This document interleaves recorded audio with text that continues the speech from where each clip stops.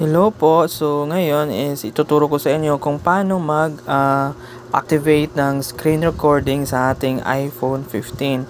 So, punta lang tayo sa settings. And then, next is control center. And then, hanapin lang natin yung screen recording.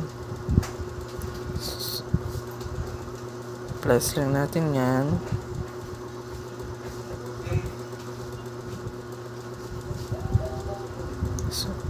So, ayan.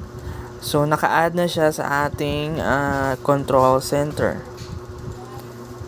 So, tingnan natin kung gumana na ba siya. So, andito na siya.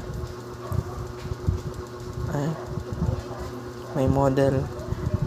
So, andito na siya. Ito yung icon ng screen recording. So, try natin gamitin. So, ayan na siya.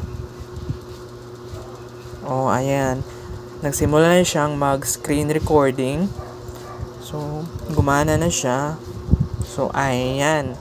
Goods na. So, pwede na tayong mag-screen recording sa ating iPhone 15.